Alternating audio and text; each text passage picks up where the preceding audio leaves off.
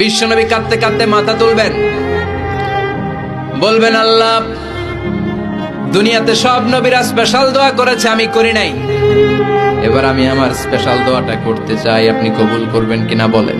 আল্লাহ বলবেন, নবী কি আপনার দোয়া বলেন? বিশ্বনবী বলবেন, আমার একটা উম্মত যার অন্তরের মধ্যে যাররা পরিমাণ ঈমান আছে, একবার আপনারে আল্লাহ বলে ডেকেছে, একবার আমি বিশ্বনবীর উপর দুরূদ পড়েছে, একবার শাহাদাতের বাণী আমার যে গুনাহগার উম্মত দুনিয়ার বুকে থেকে ঘোষণা দিয়েছে, ওই একটা উম্মত যদি জান্নাতে ঢুকতে না পারে, আপনি আমারে জান্নাতে ঢুকাতে পারবেন না। আল্লাহ বলবেন, সাল তুতা, সাল সাল তুতা, ওয়াশফা তুশাফা, শাফাত করেন নবী করেন, যার জন্য দোয়া করবেন আমি কবুল করে নেব। দুনিয়াতে বিশ্বনবী কম কষ্ট সহ্য করে নাই। 3 বছর শিয়াবে আবি তালেবে জেল খেটেছে। কয় বছর? দুর্ভিক্ষের বছরগুলোতে বিশ্বনবীর পেটে দানা পানি ছিল না। কলিজার টুকরা হাসান হুসাইন কই মাছের মতো ছটফট করেছে, জামিনে ক্ষুধার জ্বালায় বেহুশ হয়েছিল।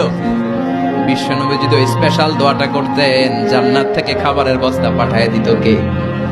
ওই দোয়া করছিলেন? জেলখানায় আল্লাহরে বলছিলেন, আল্লাহ স্পেশাল দোয়া করলাম, জেল থেকে মুক্ত করে দেন, করছিলেন? যুদ্ধের ময়দানে নিজের দাঁত ভেঙেছে, উহুদের ময়দান সাক্ষী, বিশ্বনবীর মুবারক রক্তে উহুদের ময়দান রঞ্জিত হয়েছে। সেদিনও বিশ্বনবী ওই দোয়াটা করে নাই। চিল্লায় বলেন ঠিক কিনা? তায়েফের ময়দানে বিশ্বনবী কয়েকটা জায়গায়, 3 জায়গায় বেহুশ হলেন। বিশ্বনবীর মুবারক দেহ বেয়ে রক্ত ঝরলো।